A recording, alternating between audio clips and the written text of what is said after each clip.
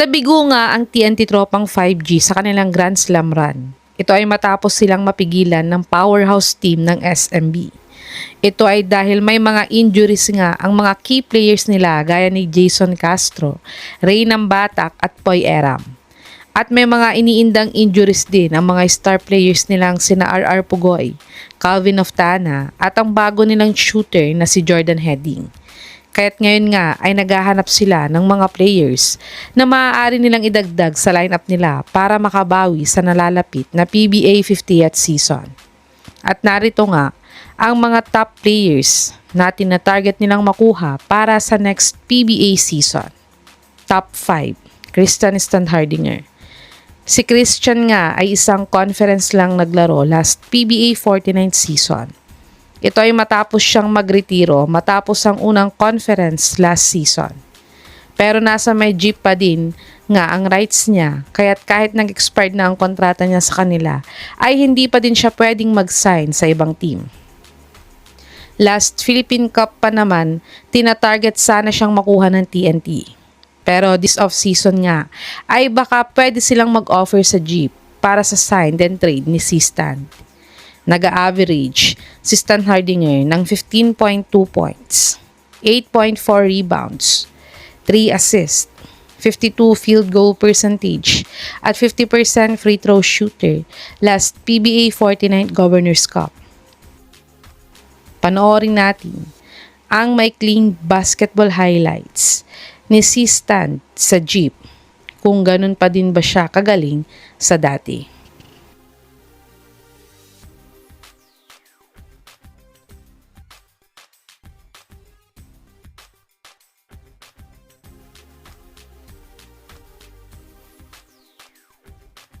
Top 4, Christian David. Si David nga ay isa sa mga rising star player ng Blackwater ngayon. Pero magiging restricted free agent na siya sa September 2025. Kaya't next season nga ay tiyak na tataas na ang kontrata na hihingin niya sa Blackwater. Kaya't dahil dito nga ay tiyak nahahanap na ng trade partners ang Blackwater upang isign and trade siya sa ibang team.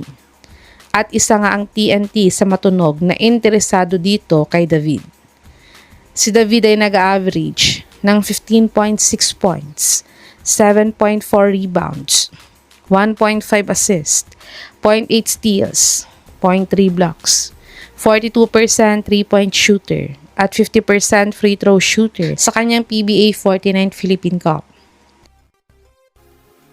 Panoorin natin ang isa sa mga best game highlights ni Christian David sa Blackwater kung gaano nga ba siya kagaling na player.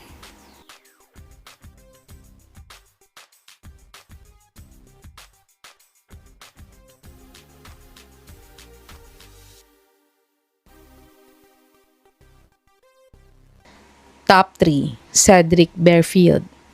Si Cedric nga ay isa sa mga rising star player ngayon ng Blackwater.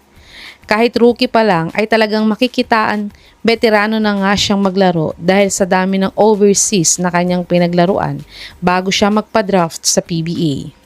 Kaya't madaming teams nga ang nagkakainteresado na makuha itong si Bearfield sa team nila. At isa na nga dyan ay itong TNT na last season pa siyang gustong makuha.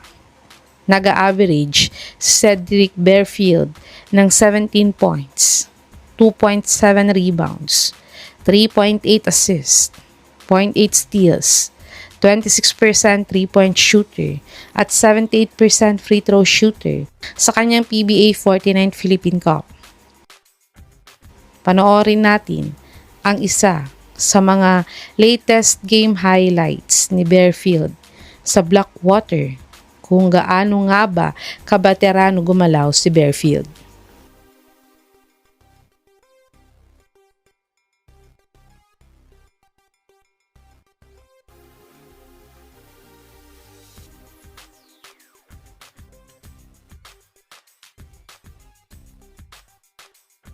Top 2, Robert Bolick. Si Bolick nga ang nagdadala sa team ng NLEX Road Warriors. Ilang conference niya din silang dinadala sa playoffs. Pero lagi nga lang silang nalalaglag sa first round ng playoffs. Dahil wala nga siyang katulungan na consistent player sa team nila. Kaya't dahil dito nga, ay baka mag-request na nga ng trade itong si Berto next PBA season. At isa naman ng TNT sa mga interesado siyang makuha. Uma-average si Bolick ng 19.2 points, 6.5 rebounds, 6.6 assists, 1.2 steals, 0.3 blocks, 29% 3-point shooter at 85% free throw shooter sa kanyang PBA 49 Philippine Cup. Panoorin natin ang isa sa mga best basketball highlights ni Berto sa NLEX kung gaano na nga siya kagaling na player ngayon.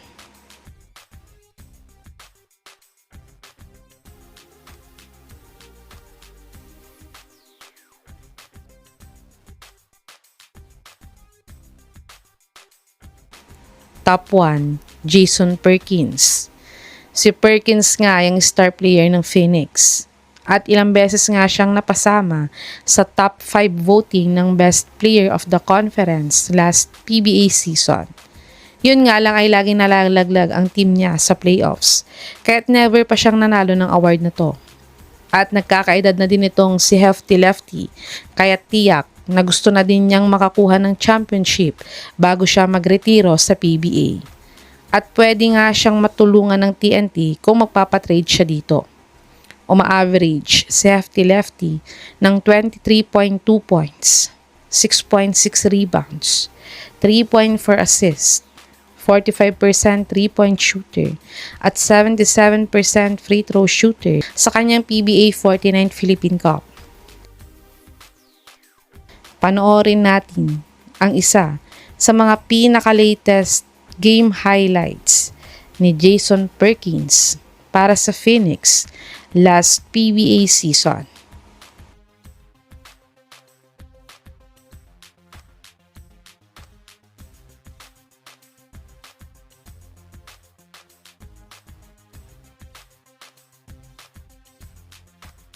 Ito ang mga top trade targets ng TNT Tropang 5G para sa PBA 50th season. Sino sa mga players na to ang dapat makuha ng TNT para lumakas ulit sila next PBA season? I-comment nyo na po yan sa baba.